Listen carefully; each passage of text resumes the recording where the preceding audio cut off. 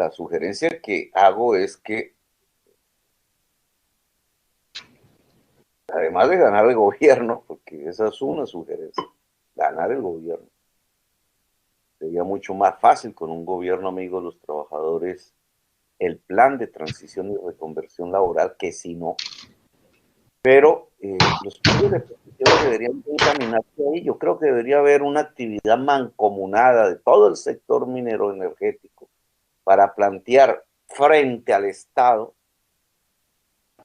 Presidencia de la República, y frente a las multinacionales, la construcción de un plan de reconversión empresarial, en algunos casos, y de reconversión laboral. Y esa reconversión laboral yo la haría transitar a que el obrero deje de ser obrero y, como lo decíamos en Zipaquirá en aquel entonces, y pase a ser copropietario, cooperativista de la generación de energía solar en el Cesar y la Guajira. Pero en la Guajira, a diferencia del Cesar, eso no se puede plantear sin una alianza con las comunidades guayú, que realmente los dueños del territorio son los guayú, que ya entraron en colisión fuertísima con estas empresas, el Cerrejón y otras, y aquí podría haber una colisión entre comunidad guayú y cooperativas de trabajadores, a menos que hubiera una alianza, y eso habría que construirlo ahora. Es un, es un tema, digamos, incluso las comunidades guayú, y aquí tendríamos entonces que entrar ya en ciertos ámbitos, incluso antropológicos, podrían, digamos, entender que el sol que cae en sus tierras podrían ser la fuente de su propia riqueza, no en el sentido del capital, sino de su estabilidad, de su proyecto, de su plan de vida, como dicen los indígenas del Cauca. Es un tema que debería ya abrirse en discusión. Yo estoy un poco preocupado porque estos temas realmente no están llegando a la Guajira. Y no están siendo discutidos. Allá nos falta universidad, la universidad se la tomó la mafia paramilitar. La clase política, pues ya todos ustedes saben, es una de las clases bandidas del país, mafias del país, y no está pensando en estos temas. Y nuestra capacidad organizativa puede anclarse, sobre todo en el tema sindical, pues hacia la reivindicación del momento y perder la perspectiva. A mí me parece que los pliegos de peticiones, incluso uno común de todo el sector minero energético, ya debería sentar al Estado al frente para establecer un plan de transición. Lo cual sería una mesa, eso ya sería parte de lo que llamamos el pacto histórico, porque es llegar a un pacto. Una mesa nacional de la transición energética de Colombia, en donde se incluyan a los trabajadores y sus organizaciones. Si somos gobierno, pues esto hay que hacerlo, pero además de la mesa nacional, que no es para trabajar 4 años, sino es para definir en el corto plazo un plan de transición. Bien dice algún compañero, en Alemania no fue tan eficaz. Los procesos europeos son diferentes. Mire que un país como Polonia, por ejemplo, yo creo que delegaciones sindicales deberían ir allá. Polonia muy conservador, ustedes saben la historia de Polonia, vienen del socialismo soviético, los mismos trabajadores destruyen el socialismo soviético, el país se mete a la Unión Europea, pero es hoy un país dependiente completamente de la extracción y la exportación de carbón, y pone una fecha para dejar de extraer carbón. No recuerdo ahorita en esto si es 2030, una fecha cercana, es decir, el país va a cambiar total, y es un país manejado por fuerzas conservadoras, muy conservadoras. ¿Cómo es eso? Digamos, a mí me parece que deberíamos mirar la experiencia polaca. En otras regiones ha sido la fuerza. Inglaterra, pues fue Margaret Thatcher neoliberal, acabó con el sindicalismo del carbón y acabó con la producción minera. Y era uno de los grandes potencias del carbón. Y eso fue así, brutal. Y la intención no era la energía limpia en Inglaterra, la intención era acabar con el sindicalismo, que lo lograron. Ahí comenzó el neoliberalismo con Pinochet en Chile. Bueno, son experiencias mundiales que tenemos que mirar con... Yo creo que en China están pasando cosas en este momento. El Congreso del Partido Comunista Chino, que acaba de reunirse, que es uno de sus ejes fundamentales de planificación, terminó la salida del carbón. El carbón de China se lo llevan de Australia. Y en Australia hay un enorme movimiento popular para cerrar las minas de carbón de Australia. Bueno, este mundo va a ser así cada vez más, porque es que el COVID es como una marca en la piel de cada uno, de todos los habitantes de la Tierra, desde el más distraído hasta el más dito, todos quedaron marcados por la experiencia, y esa experiencia remite a que tenemos que reequilibrarnos con la naturaleza o nos fregamos. Chile, regálame tu número de teléfono. Entonces, el tema es también regional. Por eso deberían haber unas mesas regionales que ya trabajaran la transición. Por ejemplo, norte de Santander, Boyacá y Cundinamarca. Es una pequeña minería de carbón subterránea. Lo subterráneo es menos dañino que el cielo abierto desde el punto de vista ambiental local, pero tiene el mismo efecto. Escuché la discusión sobre la capacidad calorífica del carbón. Entre más capacidad calorífica, más CO2 se despide en la atmósfera. Digamos, esa es la fórmula.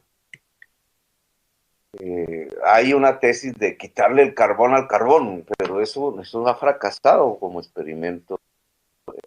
Hay unas fórmulas para capturar el CO2 ya en la atmósfera, pero entonces para enterrarlo, porque entonces toca enterrarlo, que es peor que los rellenos sanitarios de hoy, y tiene que enterrarse en recipientes de plomo y a unas profundidades inmensas, pues resulta que es más costoso que dejar de producir carbón.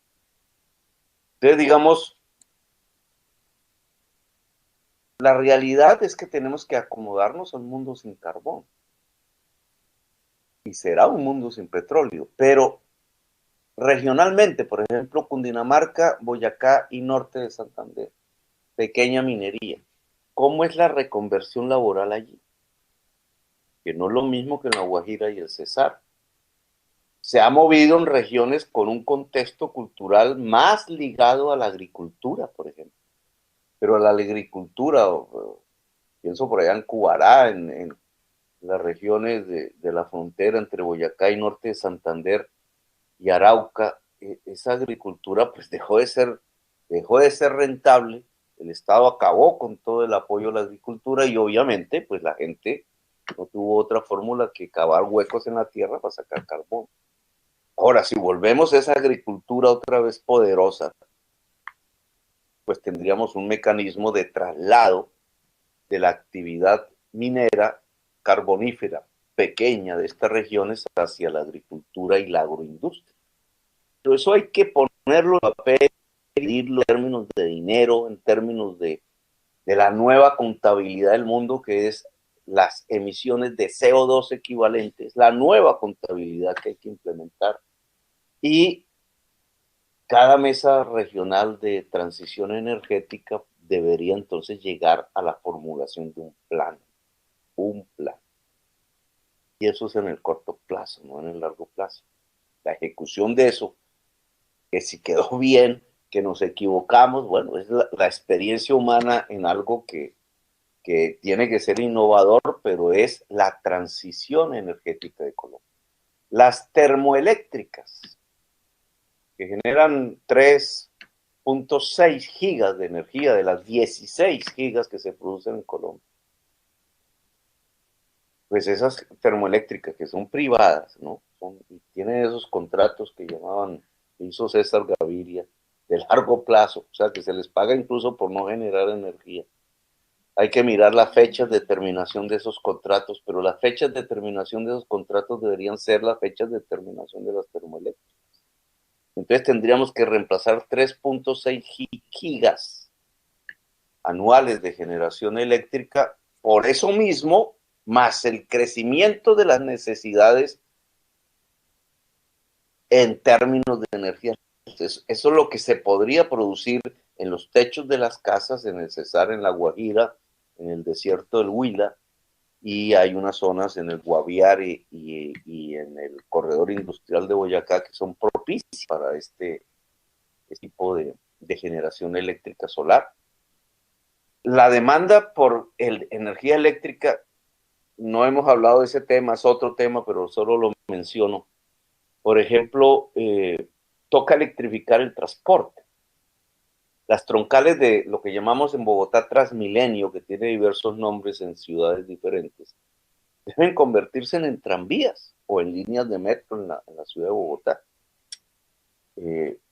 Y ese sistema de buses eléctricos, tranvías, metro y quizás autos eléctricos que se tienen que enchufar y al enchufarse y cargar baterías, etcétera, o líneas catenarias, pues es una mayor demanda de energía eléctrica, mucho más de la que hoy hay, donde el transporte colombiano, tractomula, bus y carro, pues usa es hidrocarburos y no usa energía eléctrica. Ahora tiene que ser usar energía eléctrica. Ese es otro plan de transición, pero que implica es una demanda mayor de energía y una disminución de hidrocarburos. Al aumentar la demanda de energía, entonces la matriz energética tiene que planificarse de tal manera que cubra esa necesidad. Eso se llama plan. Ese plan no lo pueden hacer 5 tecnócratas, por mucho que sepan, e incluido el Instituto de Estudios del Petróleo en unas oficinas en Bogotá. Ese plan es un plan social.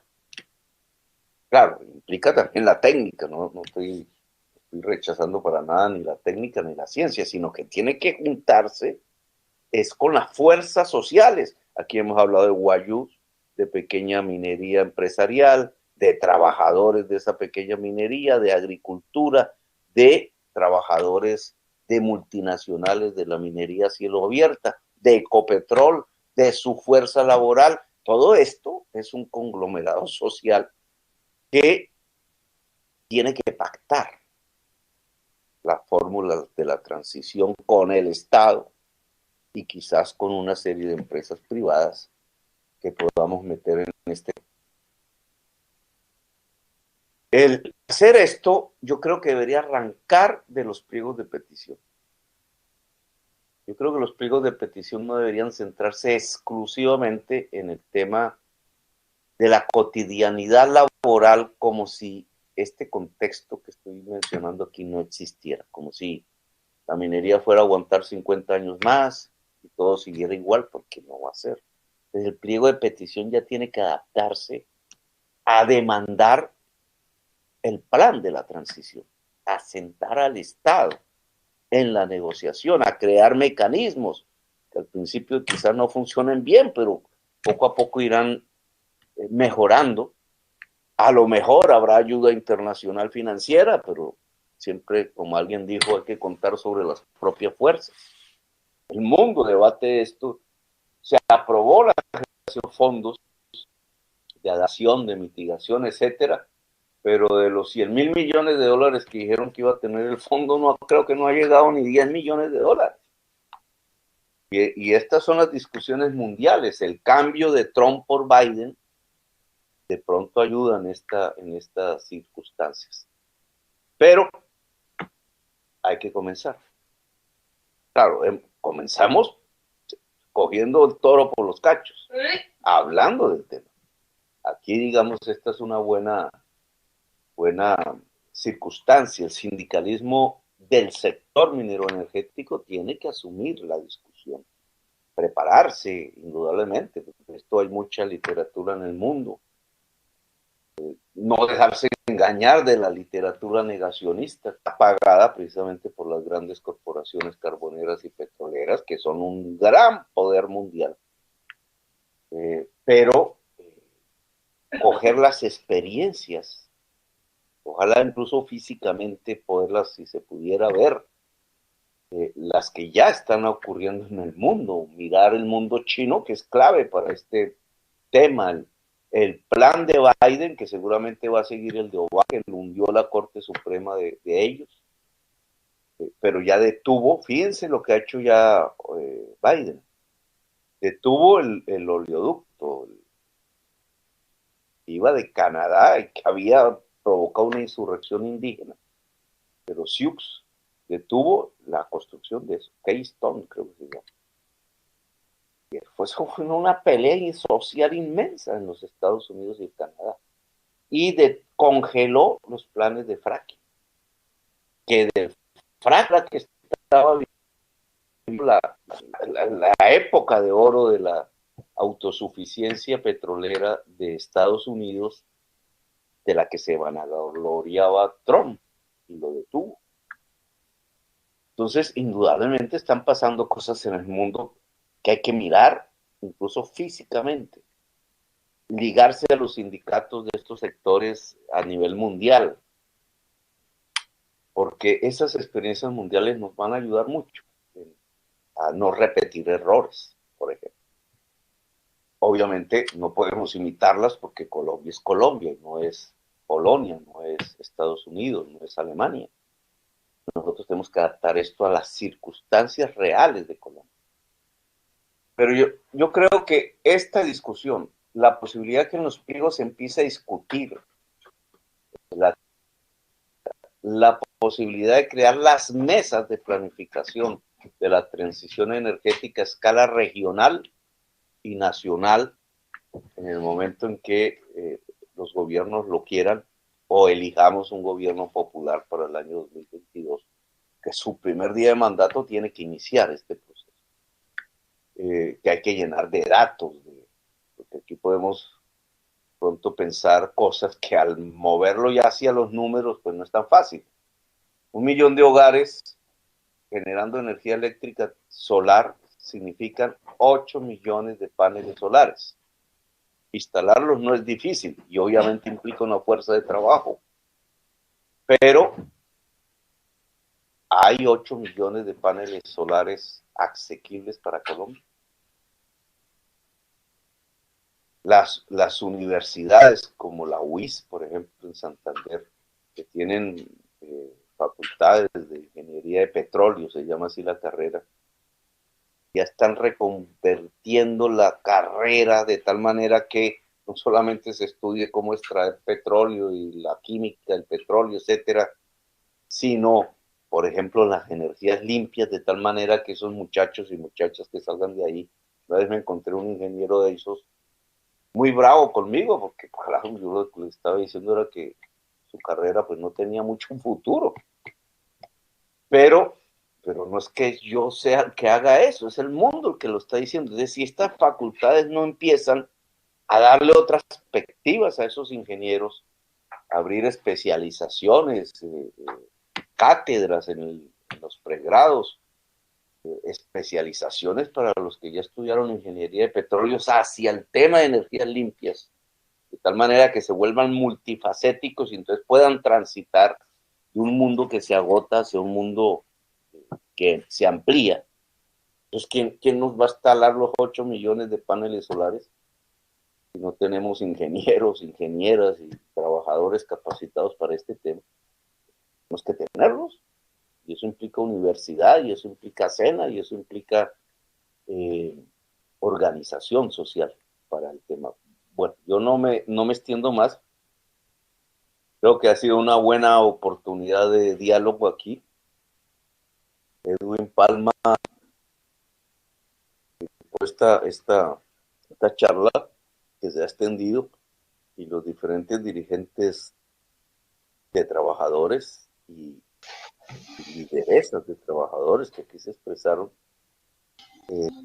bien pueden, y los invito a eso, les solicito que se pronuncien públicamente en función de entrar al pacto histórico y con este tema de entrada en una mesa programática que es la transición energética en Colombia. Gracias por haberme escuchado, muy amable. Gracias, senador. Dos cosas. Antes de pedirle un favor para guardar un recuerdo aquí de esta reunión y para la prensa nuestra, ustedes han salido unas 3 tareas que yo quisiera dejar aquí, señalarles. Lo primero es que todos los sectores mostraron su conformidad, su respaldo al pacto histórico. Esta es una noticia, indiscutiblemente. Lo segundo es el papel que va a jugar. Primero, que en el pacto histórico es un eje central la discusión del cambio climático y el papel que le toca jugar allí a los trabajadores, que es sumamente importante. Es un reto tremendo el que se nos ha dejado en esta tarde. Pero además yo quisiera decir otra cosa, y es que la discusión, aquí se nos plantea que la discusión gremial va a quedar rebasada por la discusión política. Si la discusión gremial, es decir, esto trasciende y se deposita directamente en la discusión de la sociedad y en la discusión mundial sobre el problema del cambio climático, sobre la vida o la muerte. Es una cosa totalmente importante la que nos ponen hoy a discutir en el seno mismo de los sindicatos. Nos toca prepararnos, como dice el senador. Hay mucha literatura, hay que discutir sobre esto. A ver, nos toca estremecer internamente las organizaciones sindicales y trascender directamente a la sociedad explicando esto que va a ser inevitable, que es el problema de la transición hacia energías limpias. Lo que se ha planteado aquí es que de todas maneras necesitamos que nos preparemos desde ya para que no sea después a golpe y porrazo, sino que preparemos y como el senador planteaba, nos recomendaba, nuestros pliegos deben ya colocar allí entre sus puntos ese plan de transición que debe discutirse con los gobiernos y con las empresas, para que se vaya entendiendo, ¿no? Y que además hay una situación importante que se plantea. Nosotros somos los que tenemos que plantear, este sector debe plantear cuáles son las salidas. Y ese trabajo, como esa actividad mancomunada que debe comenzar desde ya con los diferentes sectores. Y por el ejemplo, la Guajira en el caso de los guayú, y con la comunidad misma, ¿no? Y el papel nuestro, ¿qué va a hacer cuando dejemos de ser esto y nos convertamos en esto? Dejamos de ser trabajadores y nos convertimos en ¿qué? En socios cooperativos, en el caso de las energías limpias. Son situaciones que se nos presentan que debemos tener en cuenta que son tareas que nos obligan a estar a la altura de la discusión que se da a nivel mundial. Y para eso, además, no solamente quedarnos en lo interno, sino trascender a buscar las experiencias que se hagan a nivel mundial al respecto. No, es inevitable esto. El ejemplo del Cesar es grave, ¿no? Gravísimo. Hay una deuda social, una deuda económica, una deuda ambiental, trabajadores despedidos, huecos, todo lo que usted quiera. Ese es un golpe y porrazo. Ahí no hubo oportunidad de prepararnos. Entonces, desde ya nos toca prepararnos. Es el llamado que se nos da y el papel que va a jugar desde ya este sector en el pacto histórico. Y reafirmar el llamado que hace el senador. Ojalá que esto que hemos dicho aquí, esto que se va a convertir en un boom, una gran discusión para el resto de los sectores, es importante que busquemos la forma de plantearlo públicamente, de que este sector respalda el pacto social para sacar al país de la crisis en que se encuentra. Bueno, muchas gracias. Se les va a pedir entonces un favor. Todos pueden encender sus cámaras para ver si tomamos un paneo de una foto general de todos los asistentes. Hubo un momento en que llegamos a 151, ¿no? Bastante altísima. Los compañeros de máster van a tomar una fotografía para el recuerdo. Así que prendan sus cámaras, compañeros, que se va a tomar una foto directamente del máster.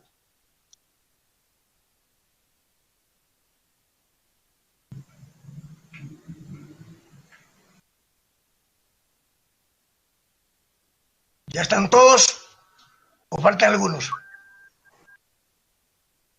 Demos un minuto más mientras los que estamos atrasados en pegarnos. Ahí están llegando. Están llegando. Hola. Perfecto. No me dieron la palabra.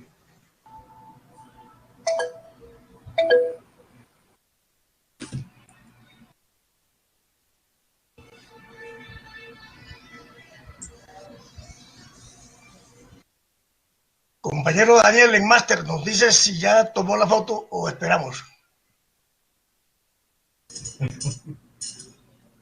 Que Daniel me está esperando para darme la palabra.